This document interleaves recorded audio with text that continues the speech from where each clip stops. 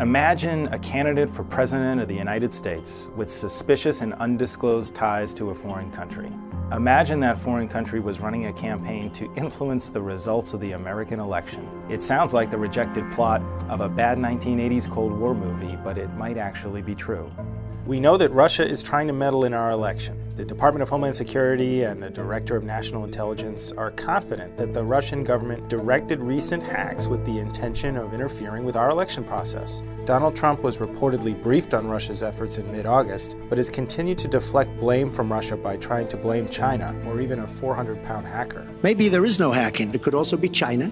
It also could be somebody sitting on their bed that weighs 400 pounds, okay? Russia has been propping up far-right parties in countries across Europe. Golden Dawn in Greece, AfD in Germany, Marine Le Pen's National Front in France. They're xenophobic, nationalist, anti-immigrant, anti-Muslim, and they want to weaken the European Union. Russia has also been connected to the use of politically motivated hacks and strategic leaks as weapons of cyber warfare. So why would Russia and Putin have an interest in seeing Donald Trump win the election in November?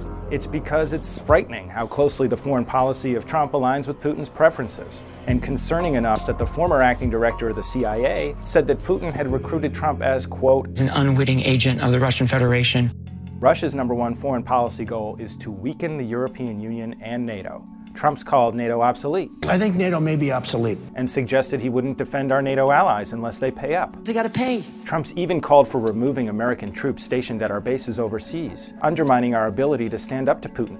Trump denied Russia was in Ukraine. He's not gonna go into Ukraine. Asserted that the people of Crimea prefer to be under Russian control. The people of Crimea, from what I've heard, would rather be with Russia. None of those are true, but they are the very same talking points that Vladimir Putin has used. Trump has expressed a willingness to lift the sanctions imposed on Russia for invading and occupying Crimea and eastern Ukraine, and said he, quote, would be looking at recognizing Russia's annexation of Crimea. And during the Republican National Convention, Trump's campaign staffers worked behind the scenes to make sure the party's platform weakened its stance on Russian intervention.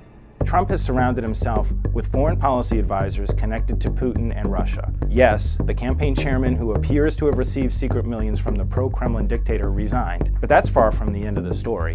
U.S. intelligence is reportedly investigating a Trump foreign policy advisor's alleged meetings with senior Russian officials. A former campaign advisor's PR firm was hired to help improve Putin's image in the United States. And then there's Michael Flynn. When Trump received his first classified intelligence briefing, it was Flynn who he brought in the room with him. Flynn has defended Russian intervention in Syria, where their airstrikes have killed more than 1,000 civilians. Flynn has praised Russia's influence in Europe and regularly appears on the Kremlin-backed propaganda outlet Russia Today. And how many former top spies in the U.S. military would surprise everyone by showing up at a black-tie gala in Moscow where Putin was the marquee speaker? The other half of the equation is that we have no idea how deep Donald Trump's financial interests and ties to Russia really go. Trump has a long history of engaging in Russia-related business deals. Over the years, he's tried numerous times to build a Trump Tower in Russia and has made deals with powerful Russian interests, from paying the USSR to sponsor Soviet bikers to race in the Tour de Trump, to a deal with Putin's favorite mixed martial arts fighter. He even tried to sell Trump vodka to the Russians. In 2006, Trump's partners on a project in Panama traveled to Moscow to sell condos to Russian investors.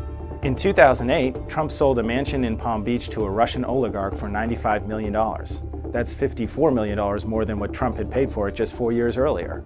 Maybe that's why, as Donald Jr. said, Russians make up a pretty disproportionate cross-section of a lot of our assets. We see a lot of money pouring in from Russia. In 2013, Trump brought his Miss Universe pageant to Moscow. Trump bragged that almost all of the oligarchs were there. One in particular, Russian billionaire Aras Agalarov, paid Trump millions to bring the pageant to Russia. Before the trip was over, Trump and Agalarov reportedly signed a deal to explore future real estate opportunities in Russia. And there are other Trump business relationships that should raise questions. Trump partnered with a company called the Bayrock Group on Trump Soho. The Bayrock Group was founded by a former Soviet-era commerce official. Another Bayrock executive named Felix Sater was the person Trump asked to escort his children around Moscow on a trip in 2006. Trump then named Sater a senior advisor in 2010. Felix Sater, a twice-convicted felon, once tied to organized crime and a massive stock scam. Another business partner on that Trump Soho project was the Sapir Organization, whose founder, Tamir Sapir, was from the former Soviet Republic of Georgia, and whose family Trump has called great friends. The The Sapir organization has long been rumored to be connected to organized crime, so I want to put a fine point on this. We have here a presidential candidate with deep ties to Russia, who won't disclose anything about them, who consistently echoes Russian talking points, who appears on Russia's propaganda network, who hires staff with Russian ties, who has defended Putin's actions, who has exhibited little regard for democracy or human rights. Music to Putin's ears. No one should feel comfortable if we get to November without far better answers about how much Trump has invested in Russia, and more importantly, how much Russia has invested in Trump. Because what we have right now is a Trump policy agenda that aligns far more closely with the interests of Vladimir Putin and Russia than the interests of the United States. Far from Trump's claim of America first, that's Russia first. And it's not someone who should be our next commander-in-chief.